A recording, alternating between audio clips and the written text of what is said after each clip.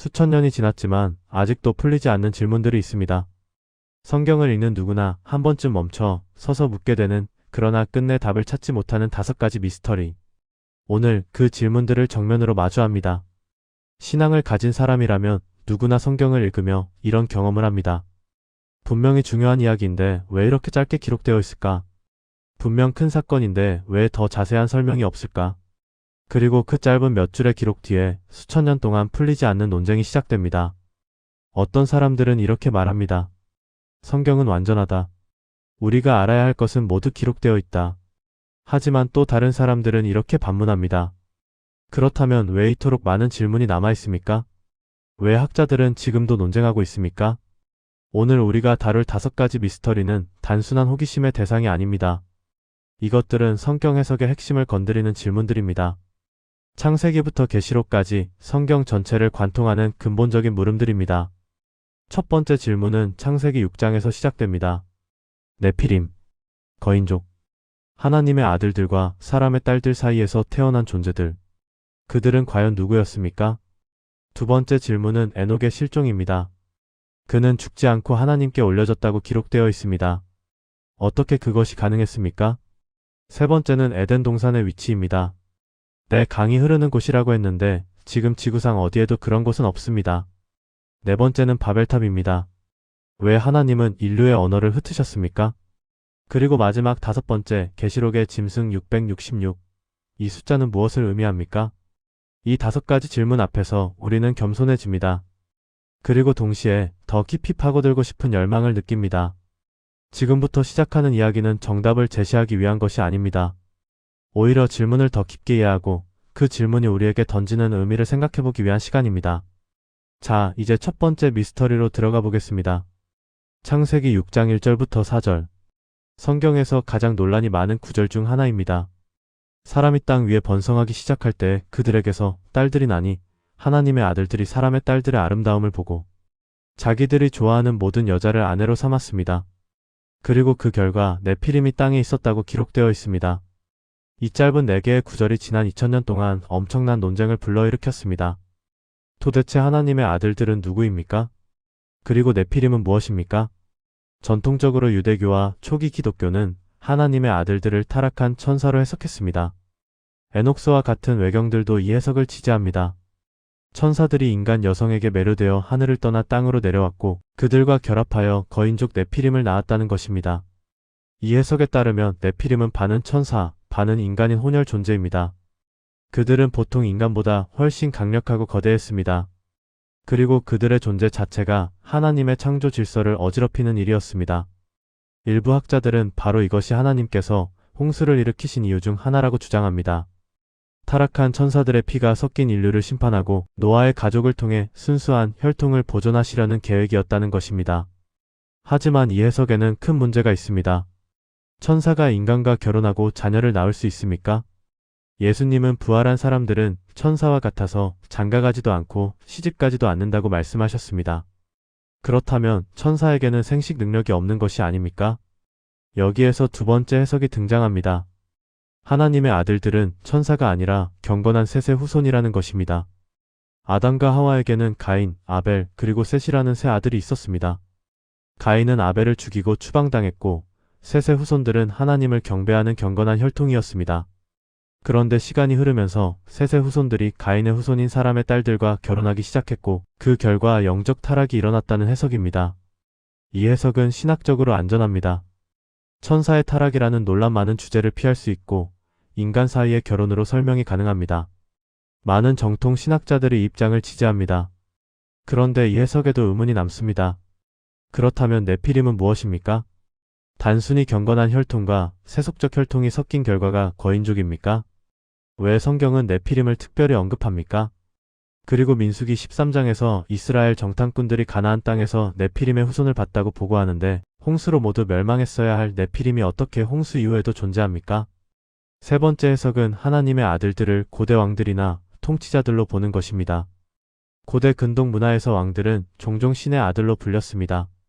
강력한 왕들이 자신의 권력을 이용해 많은 여자를 취했고 그들 사이에서 태어난 자녀들이 특별히 강하고 용맹한 전사가 되었다는 것입니다. 네피림이라는 단어 자체도 히브리어로 떨어진 자들 혹은 폭력적인 자들이라는 의미를 담고 있습니다. 이 해석은 역사적 맥락에서 설득력이 있습니다. 실제로 고대 문명의 왕들은 거대한 동상과 기념물을 만들었고 자신들을 거인처럼 묘사했습니다. 그들의 후손은 전투에서 뛰어났고 용맹한 전사로 기록되었습니다. 하지만 이것으로도 모든 질문이 해결되지 않습니다. 성경은 왜 하필 홍수 심판 직전에 이야기를 배치했습니까? 왜 하나님은 이들의 행위에 대해 인류의 수명을 120년으로 제한하는 것으로 대응하셨습니까? 그리고 가장 중요한 질문, 홍수 이후에도 네피림의 후손이 남아 있었다면 홍수 심판은 무엇을 위한 것이었습니까? 네피림에 대한 미스터리는 여기서 끝나지 않습니다. 전 세계 고대 문명의 신화와 전설에는 거인에 대한 이야기가 공통적으로 등장합니다. 그리스 신화의 타이탄과 기간테스, 북유럽 신화의 요툰, 인도 신화의 라크샤사, 남미 원주민 전설의 거인족. 이들은 모두 신과 인간 사이에서 태어났거나 신들과 전쟁을 벌인 존재로 묘사됩니다. 고고학적으로도 흥미로운 발견들이 있습니다. 세계 곳곳에서 거대한 석조 건축물들이 발견되었는데 그 돌들이 너무 무거워서 현대 기술로도 옮기기 어렵습니다. 바알벡의 거석, 페루의 사크사이어만, 영국의 스톤헨지. 이런 유적들을 보면서 사람들은 묻습니다. 과연 보통 인간이 이것을 만들 수 있었을까? 혹시 전설 속 거인족이 실제로 존재했던 것은 아닐까? 물론 과학적으로 거인족의 존재는 증명되지 않았습니다. 인터넷에 떠도는 거대한 해골 사진들은 대부분 조작된 것으로 밝혀졌습니다. 하지만 흥미로운 것은 모든 고대 문명이 거인에 대한 기억을 공유하고 있다는 사실입니다. 이것이 단순한 우연일까요? 아니면 인류의 집단 기억 속에 실제로 존재했던 무언가를 반영하는 것일까요? 일부 학자들은 네피림이 단순히 체격이 큰 사람들이었을 것이라고 주장합니다. 고대 사람들의 평균 키가 지금보다 작았기 때문에 180cm가 넘는 사람만 보아도 거인처럼 느껴졌을 것이라는 것입니다. 골리앗의 키가 6규빗 반, 약 2m 90cm로 기록되어 있는데 이 정도면 현대에도 매우 큰 키이지만 불가능한 수치는 아닙니다. 하지만 민수기의 기록은 좀 더 극적입니다. 정탐꾼들은 자신들이 네피림의 후손 앞에서 메뚜기 같았다고 표현했습니다. 이것은 단순히 키가 큰 정도가 아니라 압도적인 크기 차이를 암시합니다. 그렇다면 우리는 어떻게 이 문제를 이해해야 합니까? 네피림은 정말 존재했습니까? 그들은 천사와 인간의 혼혈이었습니까? 아니면 강력한 전사 계급이었습니까? 그들은 모두 홍수로 멸망했습니까? 아니면 일부가 살아남았습니까? 사실 이 질문들에 대한 확실한 답은 없습니다. 성경은 의도적으로 이 부분에 대해 자세히 설명하지 않습니다. 왜 그럴까요? 어떤 이들은 이렇게 말합니다. 하나님께서 우리가 알 필요가 없다고 판단하신 부분이기 때문입니다. 우리의 구원과 직접적으로 관련이 없는 부분이기 때문입니다. 하지만 저는 다르게 생각합니다. 만약 정말로 중요하지 않은 내용이었다면 아예 기록하지 않으셨을 것입니다. 이 짧은 네 구절이 성경에 포함된 이유가 있습니다. 그것은 아마도 우리에게 이런 메시지를 전하기 위함일 것입니다. 세상에는 우리가 완전히 이해할 수 없는 영적 영역이 존재한다. 선과 악의 전쟁은 우리가 보는 것보다 훨씬 더 복잡하고 깊다. 그리고 하나님은 그 모든 것을 통제하고 계신다. 네피림의 미스터리는 우리에게 묻습니다. 당신은 보이지 않는 영적 세계를 믿습니까? 당신은 성경의 기록을 얼마나 문자 그대로 받아들입니까? 그리고 가장 중요한 질문, 완전히 이해할 수 없는 것 앞에서도 하나님을 신뢰할 수 있습니까? 이제 두 번째 미스터리로 넘어갑니다. 에녹의 실종. 창세기 5장은 아담부터 노아까지 이어지는 족보를 기록하고 있습니다. 그리고 그 족보는 하나의 패턴을 따릅니다. 누가 몇 세에 누구를 낳았고 그 후 몇 년을 더 살다가 죽었다. 아담은 930세를 살았고 죽었다. 셋은 912세를 살았고 죽었다. 에노스는 905세를 살았고 죽었다. 그런데 에녹의 기록은 다릅니다. 에녹은 65세에 무드셀라를 낳았고 그 후 300년 동안 하나님과 동행하였으며 그의 나이가 365세였더라. 그런데 다음 구절이 충격적입니다. 에녹이 하나님과 동행하더니 하나님이 그를 데려가심으로 세상에 있지 아니하였더라. 죽었다는 표현이 없습니다. 다른 모든 족장들은 죽었다고 명확히 기록되어 있는데 유독 에녹만 데려가셨다고 되어 있습니다. 히브리서 11장 5절은 이렇게 설명합니다.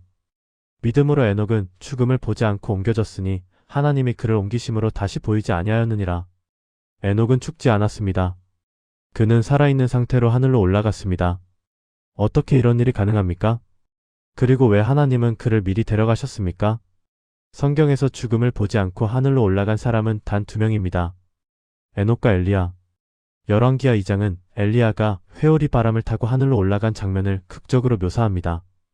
불병거와 불말들이 나타나고 회오리 바람이 엘리야를 하늘로 이끌어 올렸습니다. 엘리사는 그 장면을 목격하고 외쳤습니다. 내 아버지여, 내 아버지여, 이스라엘의 병거와 마병이여. 엘리야의 승천은 구체적이고 생생합니다. 목격자가 있었고 그 순간이 기록되었습니다. 하지만 에녹의 경우는 다릅니다. 그저 하나님이 데려가셨다는 짧은 문장만 있을 뿐입니다. 어떻게 데려가셨습니까? 언제 어디서 일이 일어났습니까? 에녹이 걷다가 갑자기 사라진 것입니까? 아니면 하늘에서 무언가가 내려와 그를 데려간 것입니까?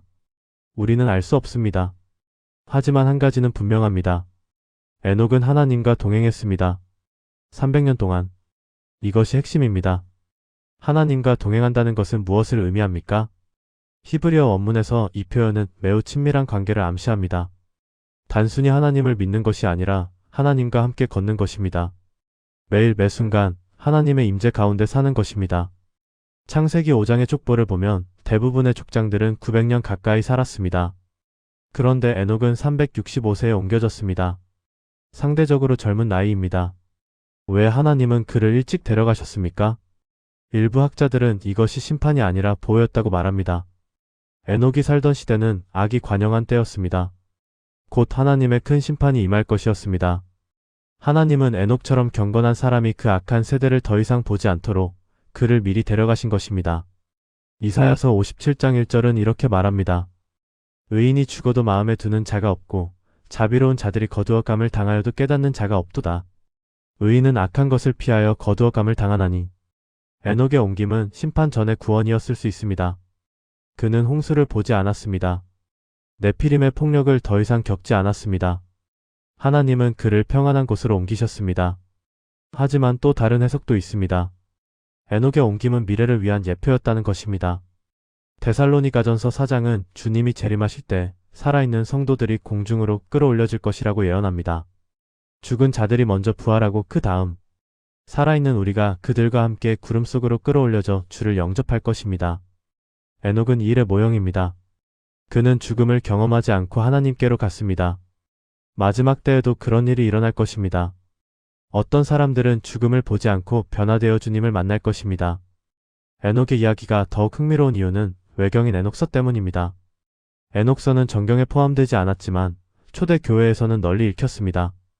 유다서는 실제로 에녹서의 내용을 인용하기도 했습니다. 에녹서는 에녹이 하늘로 올라가 천사들과 대화하고 미래의 심판과 메시아의 오심에 대한 계시를 받은 이야기를 담고 있습니다. 그는 타락한 천사들의 비밀을 알게 되었고 홍수 심판이 올 것을 미리 보았습니다. 그리고 그는 의인의 부활과 마지막 심판에 대해 기록했습니다. 물론 에녹서를 어떻게 받아들여야 하는지에 대해서는 의견이 분분합니다. 그것이 정말 에녹이 쓴 것입니까? 아니면 후대의 에녹의 이름을 빌려 쓴 묵시 문학입니까? 그 내용을 신뢰할 수 있습니까? 하지만 한 가지는 분명합니다. 고대 유대인들과 초기 기독교인들은 에녹을 특별한 인물로 여겼습니다. 그는 단순히 오래 산 족장이 아니었습니다. 그는 하나님의 비밀을 아는 자였습니다. 그는 천국을 미리 본 자였습니다. 에녹이 죽지 않고 옮겨졌다는 사실은 우리에게 무엇을 말해줍니까? 그것은 죽음이 절대적이지 않다는 것을 보여줍니다. 아담의 타락 이후 모든 인간은 죽음을 피할 수 없게 되었습니다. 창세기 5장의 족보가 반복해서 죽었다고 기록하는 것은 이 슬픈 현실을 강조합니다. 죽음은 모든 사람의 운명입니다. 하지만 에녹은 예외였습니다. 하나님과 동행한 자에게는 다른 길이 있었습니다. 죽음을 넘어서는 길이 있었습니다. 이것은 희망의 메시지입니다. 생각해 보십시오. 에녹이 살던 시대는 얼마나 어두웠습니까? 네피림이 땅에 있었고 사람의 죄악이 가득했습니다. 하나님은 사람을 지으신 것을 한탄하시고 홍수로 모든 것을 멸하기로 결정하셨습니다. 그 절망적인 시대에 에녹은 빛이었습니다. 그는 주변의 악에 물들지 않았습니다. 그는 타협하지 않았습니다. 그는 300년 동안 하나님과 동행했습니다. 그리고 하나님은 그를 인정하셨습니다. 그를 보호하셨습니다. 그를 영광스럽게 하셨습니다. 에녹의 이야기는 우리에게 질문합니다. 당신은 어떻게 살고 있습니까? 당신은 하나님과 동행하고 있습니까? 주변의 악한 세대에 휩쓸리고 있습니까? 아니면 그 가운데서도 빛으로 살고 있습니까? 그리고 또 다른 질문. 당신은 죽음 너머를 믿습니까? 에녹의 옮김은 단순한 기적이 아닙니다. 그것은 약속입니다. 하나님과 동행하는 자에게는 죽음도 끝이 아니라는 약속입니다. 세 번째 미스터리는 우리를 창세기 2장으로 데려갑니다. 에덴 동산의 위치. 여호와 하나님이 동방의 에덴에 동산을 창설하시고 그 지으신 사람을 거기 두셨습니다. 그리고 창세기 2장 10절부터 14절까지는 에덴 동산의 지리적 위치를 설명합니다. 강이 에덴에서 흘러나와 동산을 적시고 거기서부터 갈라져 네 근원이 되었습니다. 첫째는 비손강입니다. 금이 있는 하윌라 땅을 둘렀다고 기록되어 있습니다. 둘째는 기온강입니다.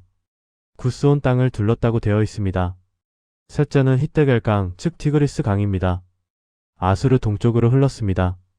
넷째는 유프라테스 강입니다. 티그리스 강과 유프라테스 강은 우리가 압니다. 이 두 강은 지금도 이라크를 흐르고 있습니다. 고대 메소포타미아 문명의 젖줄이었습니다. 그렇다면 에덴 동산은 메소포타미아 어딘가에 있었던 것입니까? 하지만 문제가 있습니다. 비손 강과 기온 강은 어디에 있습니까? 티그리스와 유프라테스와 함께 한 곳에서 갈라져 나온 강이 어디에 있습니까? 지금 지구상의 어떤 지역도 이 설명과 일치하지 않습니다. 티그리스와 유프라테스는 터키 산맥에서 각각 발원하여 남쪽으로 흐릅니다. 그들은 한 근원에서 갈라진 것이 아닙니다. 그리고 그 지역에서 하윌라나 구스 땅으로 추정되는 곳을 찾을 수 없습니다. 일부 학자들은 비손 강이 나일 강이고 기온 강이 인더스 강이라고 주장했습니다. 하지만 이것도 말이 되지 않습니다. 나일 강은 아프리카에서 흐르고 인더스 강은 인도에서 흐릅니다. 이 네 강이 어떻게 한 곳에서 갈라져 나올 수 있습니까? 그렇다면 우리는 어떻게 이 문제를 이해해야 합니까? 여기에 몇 가지 가능성이 있습니다. 첫 번째 가능성은 노아의 홍수입니다. 홍수는 단순히 물이 많이 온 것이 아니었습니다. 창세기 7장은 땅의 깊음에 샘들이 터지고 하늘의 창들이 열렸다고 기록합니다. 이것은 지구 전체의 지형이 변했음을 암시합니다. 지질학적으로 대홍수는 어마어마한 변화를 가져왔을 것입니다. 산맥이 융기하고 계곡이 형성되고 강의 흐름이 완전히 바뀌었을 것입니다. 홍수 이전의 지형과 홍수 이후의 지형은 완전히 달랐을 것입니다. 그렇다면 창세기 2장에 기록된 네 강은 홍수 이전의 지형을 설명하는 것입니다. 그 강들은 지금 존재하지 않습니다. 그들은 홍수로 사라졌습니다. 티그리스와 유프라테스라는 이름은 홍수 이후에 다시 사용된 것일 수 있습니다. 옛 이름을 새로운 강에 붙인 것입니다. 이 해석은 합리적입니다. 하지만 그렇다면 우리는 에덴 동산의 위치를 영영 알 수 없다는 결론에 도달합니다. 그 모든 증거가 홍수로 사라졌기 때문입니다. 두 번째 가능성은 에덴 동산이 높은 고원에 있었다는 것입니다. 창세기는 강이 에덴에서 흘러나와 동산을 적시고 갈라졌다고 말합니다. 이것은 에덴이 고지대에 있었음을 암시합니다. 물은 높은 곳에서 낮은 곳으로 흐르기 때문입니다. 아르메니아 고원 지역은 티그리스와 유프라테스의 발원지에 가깝습니다. 일부 학자들은 이 지역이 에덴 동산의 위치였을 가능성이 있다고 주장합니다. 하지만 여전히 네 강이 한 곳에서 갈라지는 지형은 발견되지 않습니다. 세 번째 가능성은 가장 흥미롭습니다. 에덴 동산이 지금은 접근할 수 없는 곳에 있다는 것입니다. 창세기 3장은 아담과 하와가 에덴에서 쫓겨난 후 하나님께서 그룹들과 회전하는 불칼을 두어 생명나무의 길을 지키게 하셨다고 기록합니다. 에덴 동산은 폐쇄되었습니다. 인간이 더 이상 들어갈 수 없게 되었습니다. 어떤 이들은 에덴 동산이 아직도 지구 어딘가에 존재하지만 영적으로 차단되어 있다고 믿습니다. 우리는 그곳을 볼 수 없고 찾을 수 없습니다. 왜냐하면 하나님께서 그것을 숨기셨기 때문입니다. 이것은 신비주의적으로 들립니다. 하지만 성경은 보이지 않는 영적 영역이 존재한다고 말합니다. 엘리사의 사환은 적군에 둘러싸였을 때 두려워했지만 엘리사가 기도하자 하늘의 불말과 불병거가 가득한 것을 보았습니다. 보이지 않는 것이 더 실제했습니다. 만약 에덴 동산이 여전히 존재하지만 우리가 볼 수 없다면 그것은 왜일까요? 그것은 우리가 그곳에 속하지 않기 때문입니다. 우리는 죄로 인해 추방당했습니다. 우리는 돌아갈 자격이 없습니다. 하지만 이야기는 여기서 끝나지 않습니다. 계시록 2장 7절은 이렇게 약속합니다. 이기는 그에게는 내가 하나님의 낙원에 있는 생명나무의 열매를 주워 먹게 하리라. 에덴 동산은 잃어버린 것이 아닙니다. 그것은 회복될 것입니다. 계시록 22장은 새 하늘과 새 땅에 생명나무가 있을 것이라고 말합니다. 강이 흐르고 나무가 있고 하나님께서 거하시는 곳. 그것은 에덴의 회복입니다. 에덴 동산의 미스터리는 우리에게 무엇을 말해줍니까? 그것은 우리가 무언가를 잃어버렸다는 것을 상기시킵니다. 인류는 한때 하나님과 함께 동산에서 살았습니다. 우리는 완벽한 환경에서 완벽한 교제를 누렸습니다. 하지만 죄가 그것을 파괴했습니다. 우리가 에덴의 위치를 찾을 수 없는 것은 우리의 상실을 상징합니다. 우리는 집을 잃었습니다. 우리는 낙원을 잃었습니다. 우리는 하나님과의 친밀함을 잃었습니다. 하지만 에덴에 대한 기억은 우리 안에 남아 있습니다. 우리는 본능적으로 알고 있습니다. 이곳이 우리의 진정한 집이 아니라는 것을. 우리는 더 나은 곳을 갈망합니다. 우리는 낙원을 그리워합니다. 그리고 성경은 약속합니다. 그곳으로 돌아갈 길이 있다고. 예수 그리스도를 통해 우리는 다시 생명나무에 이를 수 있다고. 우리는 다시 하나님과 함께 거할 수 있다고. 에덴 동산을 찾지 못하는 것은 실패가 아닙니다. 그것은 초대입니다. 지도를 보고 장소를 찾으려 하지 말고 대신 십자가를 바라보라는 초대입니다. 그곳에 진정한 길이 있습니다. 네 번째 미스터리는 창세기 11장의 바벨탑입니다. 온 땅의 언어가 하나요 말이 하나였습니다. 사람들이 동방으로 옮기다가 신할 평지를 만나 거기 거주했습니다. 그들은 서로 말했습니다. 자, 벽돌을 만들어 견고히 굽자. 그들은 벽돌로 돌을 대신하고 역청으로 진흙을 대신했습니다. 그리고 그들은 말했습니다. 자, 성읍과 탑을 건설하여 그 탑 꼭대기를 하늘에 닿게 하여 우리 이름을 내고 온 지면의 흩어짐을 면하자. 하나님께서 내려오셔서 사람들이 건설하는 그 성읍과 탑을 보셨습니다. 그리고 말씀하셨습니다. 이 무리가 한 족속이요 언어도 하나이므로 이같이 시작하였으니 이후로는 그 하고자 하는 일을 막을 수 없으리로다. 자, 우리가 내려가서 거기서 그들의 언어를 혼잡하게 하여 그들이 서로 알아듣지 못하게 하자. 그리하여 하나님께서 거기서 그들을 온 지면에 흩으셨고 그들이 그 도시를 건설하기를 그쳤습니다. 그러므로 그 이름을 바벨이라 하니 이는 여호와께서 거기서 온 땅의 언어를 혼잡하게 하셨기 때문입니다. 이 이야기는 간단해 보입니다. 사람들이 교만하여 하늘에 닿는 탑을 쌓으려 했고 하나님께서 그들의 언어를 흩으셔서 그 계획을 무산시키셨습니다. 하지만 깊이 들여다보면 많은 질문이 생깁니다. 첫째, 왜 하나님은 그들이 탑을 쌓는 것을 막으셨습니까? 탑을 쌓는 것이 무슨 큰 죄입니까? 사람들이 높은 건물을 짓는 것이 왜 문제가 됩니까? 둘째, 하나님께서 말씀하십니다. 이후로는 그 하고자 하는 일을 막을 수 없으리로다. 무슨 뜻입니까? 사람들이 무엇을 하려고 했습니까? 단순히 탑을 쌓는 것 이상의 의도가 있었습니까? 셋째, 왜 언어를 혼잡하게 하는 것이 해결책이었습니까? 하나님은 다른 방식으로 그들을 막을 수도 있으셨을 것입니다. 하지만 그분은 언어를 선택하셨습니다. 이 질문들에 답하기 위해서는 바벨탑의 배경을 이해해야 합니다. 노아의 홍수 이후 인류는 다시 번성하기 시작했습니다. 하나님은 노아와 그의 아들들에게 땅에 충만하라고 명령하셨습니다. 온 세상에 퍼져 살라는 것이었습니다.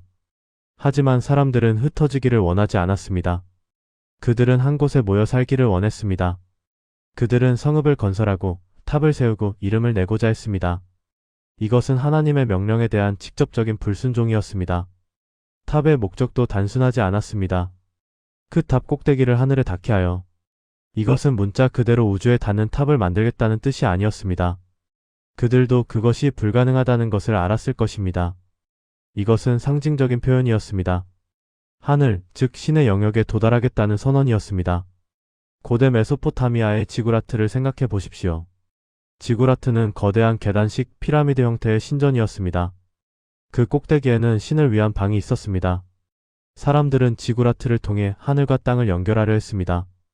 바벨탑도 비슷한 개념이었을 것입니다. 사람들은 자신들의 힘으로 신에게 도달하려 했습니다. 그들은 하나님의 은혜를 구하지 않았습니다. 대신 그들은 스스로 하늘로 가는 길을 만들려 했습니다. 그리고 그들은 이름을 내고자 했습니다. 이것은 명성과 권력에 대한 욕망이었습니다. 그들은 위대한 문명을 건설하고 역사의 길이 남는 업적을 이루고자 했습니다. 하나님의 이름이 아니라 자신들의 이름을 위해서. 하나님께서 우려하신 것은 단순히 탑이 아니었습니다. 그분이 보신 것은 인류의 교만과 반역이었습니다. 이 무리가 한 족속이요 언어도 하나이므로 이같이 시작하였으니 이후로는 그 하고자 하는 일을 막을 수 없으리로다. 통일된 언어와 통일된 목적을 가진 인류는 엄청난 힘을 가졌습니다.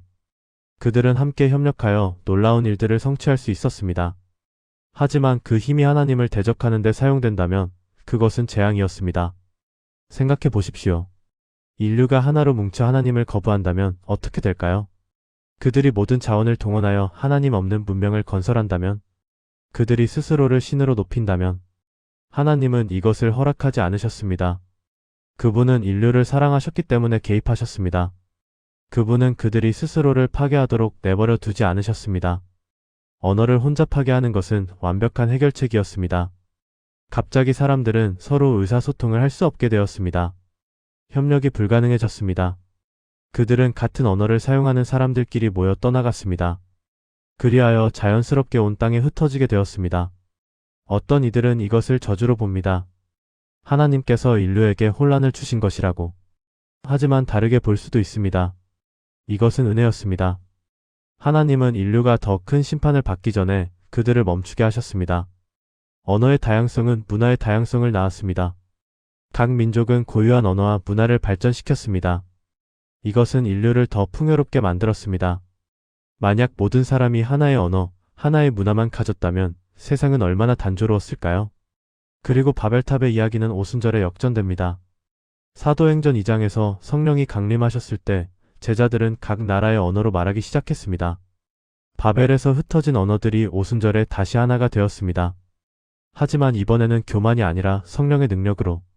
바벨탑의 미스터리가 우리에게 던지는 질문은 이것입니다. 우리는 무엇을 위해 탑을 쌓고 있습니까? 우리는 하나님의 이름을 위해 살고 있습니까? 아니면 우리 자신의 이름을 위해 살고 있습니까? 현대 문명은 놀라운 발전을 이루었습니다. 우리는 달에 갔습니다. 우리는 인공지능을 만들었습니다. 우리는 유전자를 편집할 수 있습니다.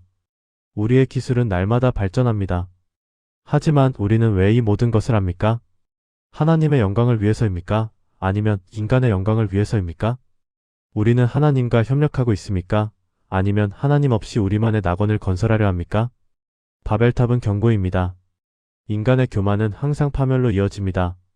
하나님 없는 문명은 결국 무너집니다. 우리가 아무리 높이 쌓아도 하나님 없이는 그것이 의미가 없습니다. 마지막 5번째 미스터리로 갑니다. 계시록의 짐승 666. 계시록 13장 16절부터 18절. 그가 모든 자, 곧 작은 자나 큰 자나 부자나 가난한 자나 자유인이나 종들에게 그 오른손에나 이마에 표를 받게 하고 누구든지 이 표가 없으면 매매를 못하게 하니 이 표는 곧 짐승의 이름이나 그 이름의 수라. 지혜가 여기 있으니 총명한 자는 그 짐승의 수를 세어보라. 그것은 사람의 수니 그의 수는 666이니라. 성경에서 가장 악명 높은 숫자입니다. 수천 년 동안 이 숫자는 공포와 추측의 대상이었습니다.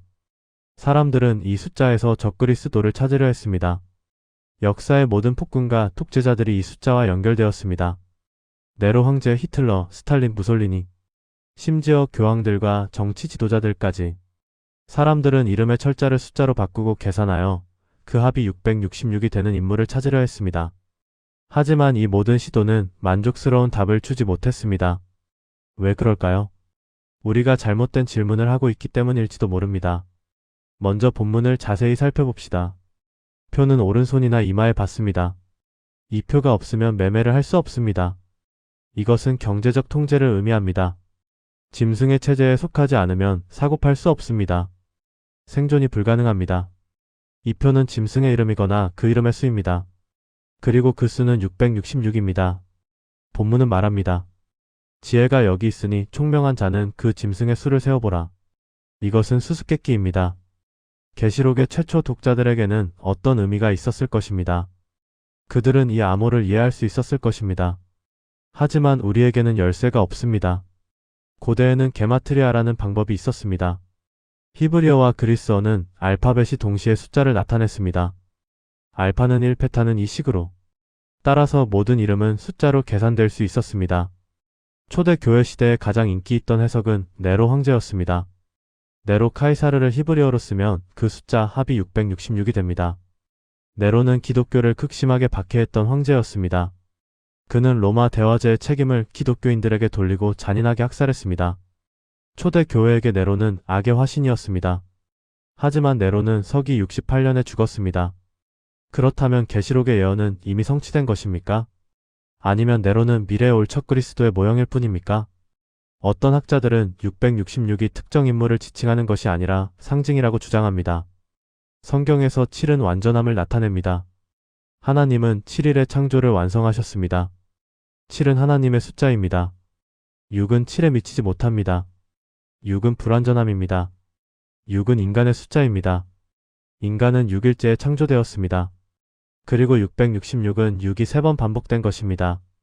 3중의 불완전함, 완전한 실패, 하나님을 흉내내려 하지만 결코 도달할 수 없는 인간의 교만. 이 해석은 깊은 통찰을 줍니다. 짐승은 하나님을 흉내냅니다. 그는 경배를 받으려 합니다. 그는 전능한 척합니다. 하지만 그는 결코 하나님이 될 수 없습니다. 그는 영원히 육에 머뭅니다. 그렇다면 짐승의 표는 무엇입니까? 문자 그대로 이마나 손에 찍히는 물리적인 표입니까? 일부 사람들은 현대 기술과 연결시킵니다. 바코드, RFID 칩, 생체 인식 기술. 이런 것들이 짐승의 표라고 주장하는 사람들이 있습니다. 하지만 표는 더 근본적인 의미를 가질 수 있습니다. 신명기 6장에서 하나님은 이스라엘에게 그분의 말씀을 내 손에 메어 기호를 삼고 내 미간에 붙여 표를 삼으라고 하셨습니다. 이것은 문자 그대로가 아니었습니다. 이것은 내 생각과 행동이 하나님의 말씀으로 지배받아야 한다는 뜻이었습니다. 마찬가지로 짐승의 표는 충성의 표시일 수 있습니다.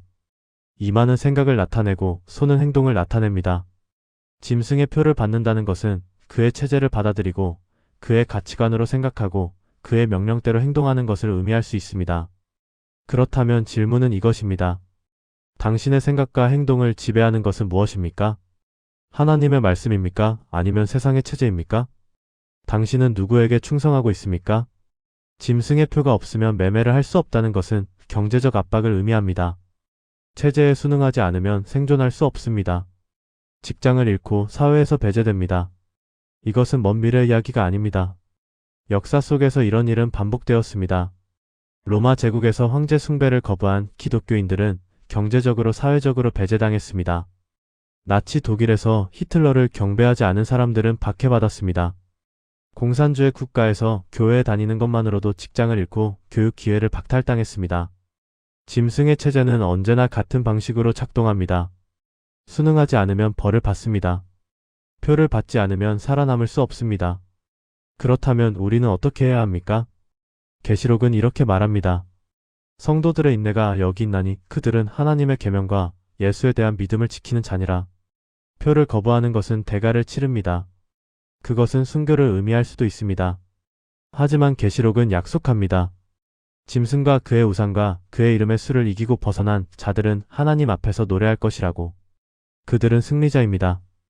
666의 미스터리는 우리에게 질문합니다. 당신은 무엇을 선택하겠습니까? 편안함과 안전을 선택하겠습니까? 아니면 하나님께 대한 충성을 선택하겠습니까? 당신은 어떤 표를 받겠습니까? 이제 우리는 5가지 미스터리를 모두 살펴보았습니다. 네피림, 에녹의 실종, 에덴 동산의 위치, 바벨탑, 그리고 666. 이 질문들은 여전히 완전히 답되지 않았습니다. 우리는 여전히 추측하고 논쟁합니다. 하지만 이제 한 걸음 뒤로 물러서서 더 큰 그림을 봅시다. 왜 하나님은 이 모든 것을 미스터리로 남겨두셨습니까? 왜 그분은 명확한 답을 주지 않으셨습니까? 어떤 이들은 말합니다. 하나님은 우리가 알 필요가 없는 것은 계시하지 않으신다고. 신명기 29장 29절은 이렇게 말합니다. 감추어진 일은 우리 하나님 여호와께 속하였거니와 나타난 일은 영원히 우리와 우리 자손에게 속하였나니. 이것은 진리입니다. 하나님의 비밀이 있습니다. 우리가 이해할 수 없는 영역이 있습니다. 그것을 받아들이는 것이 겸손입니다.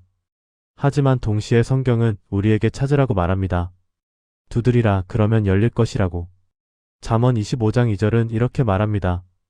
이를 숨기는 것은 하나님의 영하여 이를 살피는 것은 왕의 영하니라. 하나님은 숨기십니다. 하지만 우리가 찾기를 원하십니다. 그분은 미스터리를 주십니다. 하지만 우리가 파고들기를 원하십니다. 왜 그럴까요? 그것은 관계 때문입니다. 미스터리는 우리를 하나님께 가까이 이끕니다. 우리가 이해할 수 없을 때 우리는 그분께 의지합니다. 우리가 답을 찾지 못할 때 우리는 그분의 지혜를 구합니다. 만약 모든 것이 명확하고 간단하다면 우리는 하나님이 필요하지 않을 것입니다. 우리는 책을 읽고 답을 찾을 것입니다. 하지만 미스터리는 우리를 무릎 꿇게 합니다. 그것은 우리에게 기도하게 합니다.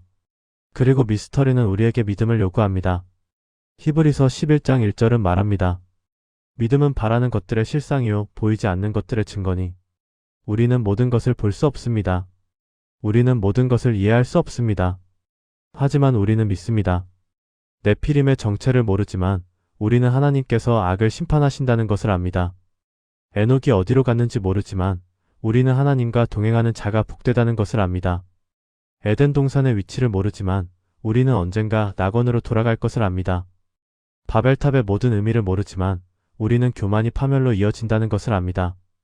666의 정확한 의미를 모르지만 우리는 하나님께 충성해야 한다는 것을 압니다. 미스터리는 우리의 무지를 보여주는 것이 아닙니다. 그것은 하나님의 위대하심을 보여줍니다.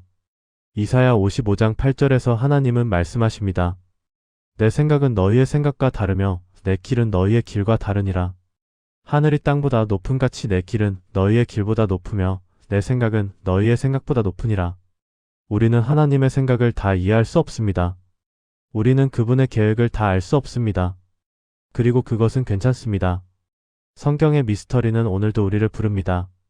풀리지 않았기 때문에 더 깊이 생각하게 합니다. 완전한 답은 없지만 그 질문을 따라가는 길에서 믿음은 더 단단해집니다. 우리는 지금 부분적으로 알지만 그날에는 온전히 알 것입니다. 고린도전서 13장 12절의 약속입니다. 우리가 지금은 거울로 보는 것 같이 희미하나 그때에는 얼굴과 얼굴을 대하여 볼 것입니다. 그날까지 우리는 계속 질문합니다. 우리는 계속 찾습니다. 우리는 계속 믿습니다. 그리고 미스터리 가운데서도 우리는 하나님을 신뢰합니다. 네피림이 누구였든, 에녹이 어디로 갔든, 에덴이 어디에 있든, 바벨탑이 무엇을 의미하든, 666이 누구를 가리키든 한 가지는 변하지 않습니다. 하나님은 신실하십니다. 그분은 우리를 사랑하십니다. 그분은 우리를 위한 계획을 가지고 계십니다. 미스터리는 끝이 아닙니다. 그것은 시작입니다. 더 깊은 믿음으로, 더 큰 경외심으로, 더 진실한 사랑으로 하나님을 아는 여정의 시작입니다. 오늘 이 5가지 미스터리를 함께 살펴보았습니다. 우리는 모든 답을 찾지 못했습니다. 하지만 우리는 더 중요한 것을 발견했습니다. 질문 자체의 가치를, 신비 가운데서도 하나님을 신뢰하는 믿음의 아름다움을, 여러분의 믿음의 여정의 이야기가 작은 빛이 되기를 바랍니다. 여러분도 질문하십시오. 여러분도 찾으십시오. 그리고 미스터리 가운데서도 하나님을 신뢰하십시오. 이 영상이 도움이 되셨다면 구독과 좋아요를 눌러주세요. 여러분의 관심이 더 좋은 콘텐츠를 만드는 힘이 됩니다. 감사합니다.